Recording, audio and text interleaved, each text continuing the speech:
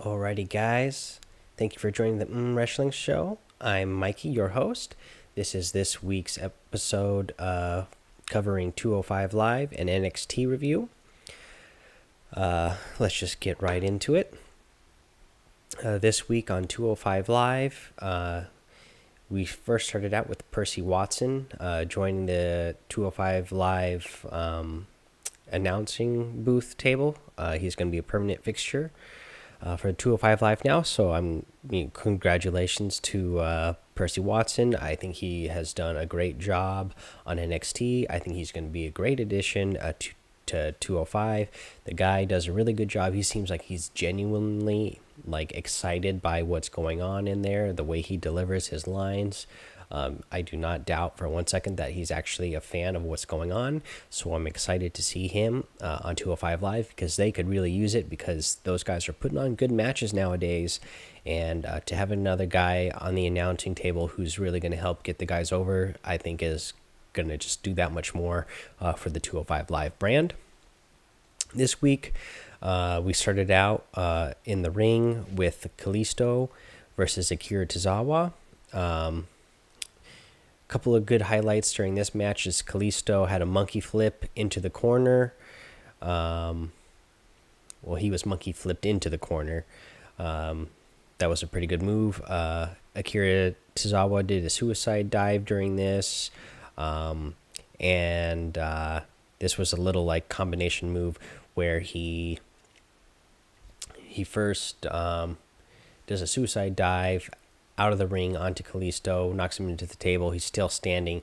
Then Tazawa runs back up on the apron, does a little front flip senton into Kalisto off the apron there. So that was really good high spot for me. Overall, another great match from 205 Live. Kalisto ended up getting the win here. Obviously, we're still setting up, more of a feud going on between the team of Akira Tazawa and Hideo Itami, and the luchadors of Kalisto and their little gang that they got going on there, their little party group. Next up after this, we had Tony Nese telling Mark Andrews to kick Drew Gulak's butt because Tony Nese is just, he used to be friends with Drew Gulak, and he's tired of him now and what he's doing. So next up, we get the match between Drew Gulak and Mark Andrews. Again, Gulak, does great in this match. Before the match started, he started out, saying, that he's got, about his PowerPoint presentation, and that's not for now. And he talks about how he's the best submission artist in WWE right now. And then Drew Gulak and Mark Andrews have their match. Drew Gulak does a pretty good job of dominating most of this match. He ends up getting him in that sleeper hold.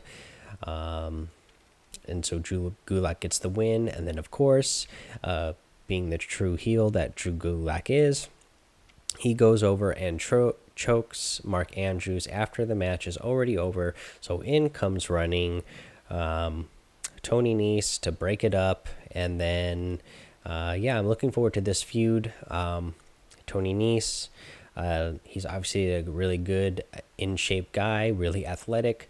So I'd like to see him in more matches, doing more. So I think this is a good setup for 205 Live.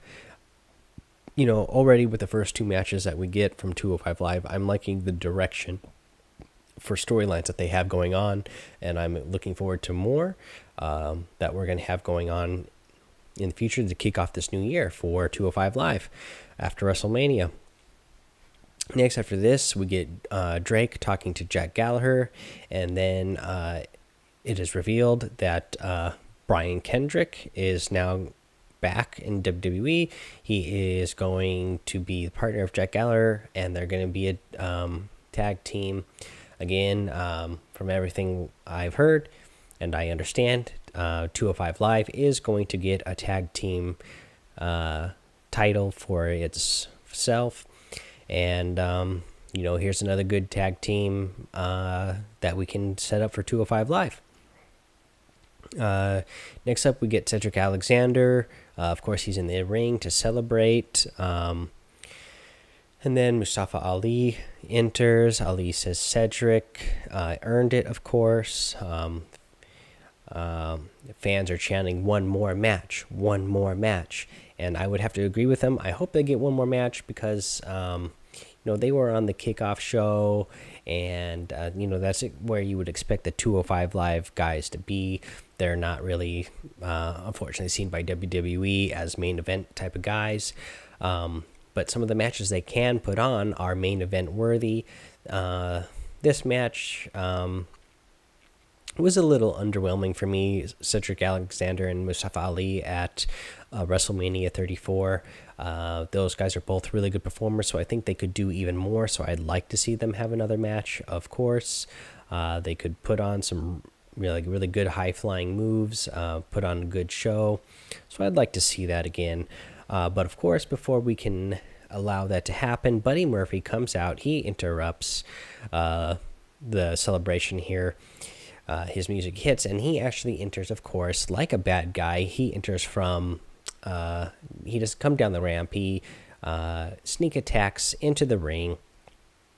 He attacks Cedric, and then he runs like a real bad guy. And now we have Buddy Murphy, of course, be setting up the heel.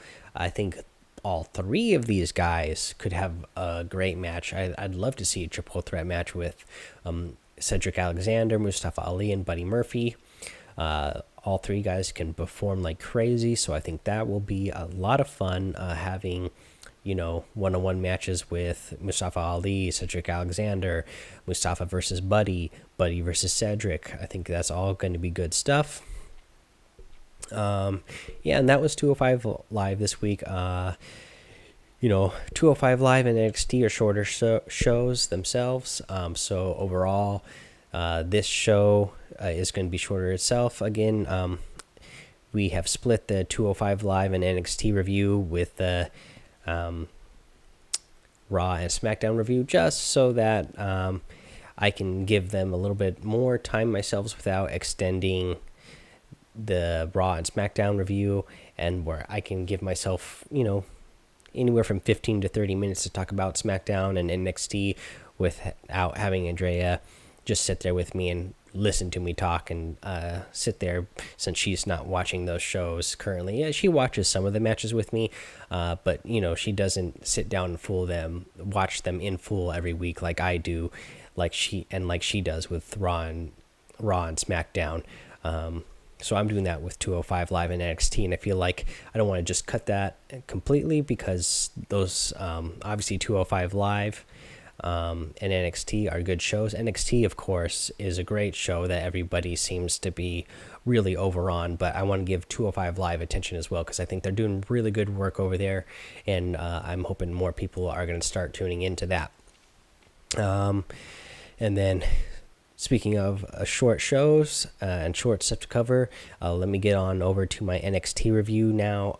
In NXT this week, it was really not much to cover in this show. We opened up with Kairi Sane versus Lacey Evans. This was a really good match. This is the best I've ever seen Lacey Evans look. She did really good in-ring performance. As we know, Lacey Evans, former military, and she's a mom, so that's her whole character, but she's being a heel about it, talking about how she's better than other women. But I like the her costume that she came out in this week, military themed. I like it better than her classic woman look. I think this one looked really good. I like that look on her, that costume. And then her moveset, her performance was really good here. Obviously, Kairi Sane, she's always good. The match overall was really good. Kairi Sane ended up getting the win here. But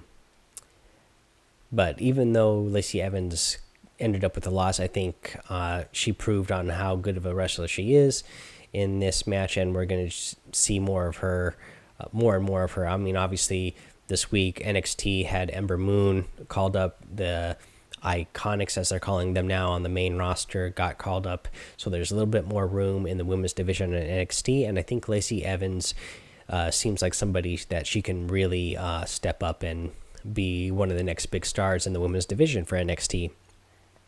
And then we get a little segment where we see Roderick Strong with the Undisputed Era. They decide that they're not going to explain what they did at NXT Takeover New Orleans with Roderick Strong joining up with Undisputed Era. We get a little backstage exclusive for them showing AOP and them deciding to leave Paul Ellering, saying that they don't need Paul, and then Paul, coming up to them saying, like, what are you doing? Of course, we all know in reality, Paul Ellering doesn't want to be on the type of schedule you have to be on the road. He's already a Hall of Famer. He's already done that in his younger days. He's past that point in his career. He just wants to stick in one spot, so he's not coming up to the main roster with Authors of Pain. And then we also get a little segment showing Shayna Baszler, saying that she's, it's not a bandwagon, it's a war wagon, and she knows everybody that's been with her since the beginning. She doesn't want people jumping on now. She knows, that there's been people cheering for her since the beginning. She knows who those people are, and forget everybody else. Next up, after this, we had a lot of video packages in this week's NXT, just showing us what had happened at Takeover New Orleans. The next thing that happened that wasn't a video package was Heavy Machinery versus Tino Sabatelli and Riddick Moss. They're having a good match here. I'm a big fan of Heavy Machinery. I love their moveset. I love their in-ring performance. I love they're big, brawly, tough guys, but they also, they got some, lightheartedness and comedy in their performance, which I love. These guys are all putting on a good match, and then in come the War Raiders.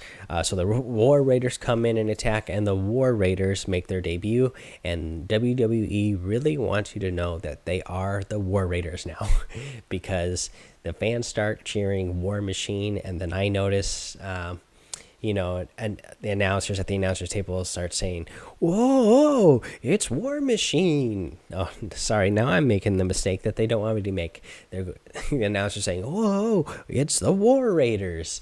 Oh my gosh, look, it's the War Raiders. The War Raiders are here. And then, then that's when the fans start chanting, War Machine, War Machine. And then they just got to act like, oh, fans are mistaken. Let me correct you. Hey guys, look, it's the War Raiders. The War Raiders are here making their debut. Yes, the War Raiders, the ones that everybody knows as the War Raiders, right? We all agree that they're the War Raiders. Either way, War Machine, War Raiders, they're here. They come in, they interrupt the match. They, obviously annihilate everybody. And that was that. Good debut for them. Yeah, that was a lot of fun. Again, guys, this was your 205 Live review and the NXT review for this week. This was pretty short. I don't expect this week to be... I don't expect the show to be this short every week. I'm looking more in the 20 to 30 minute range. But again, not anything happened at NXT this week because we were, just giving us all video packages of what happened this past week during NXT Takeover New Orleans. But this is going to be the format going forward. Andrea and I will cover SmackDown and Raw together. I will do 205 Live and NXT on my own. That should bring you some content, more... you're gonna get the same amount of content, but it's just gonna be spread throughout the week. Also, I'm gonna do our instead of including the news in either of these, we'll go ahead and do a news segment that could be, you know, anywhere from 5, 10, 15 minutes, depending on how much news we have to deliver to you that week. That will come separate. So technically, when we start divvying everything up, there'll probably be a little bit more content that we were putting out before. Hopefully, we're going to start being more consistent than we were before, getting our shows on a schedule so that we'll, you know, when you'll know when, or not exactly the time, but we'll know what days to expect which shows to come out, so you can be on the lookout for them. Thank you guys again for joining me on the Wrestling Show. You know, have fun out there, be safe, and bye.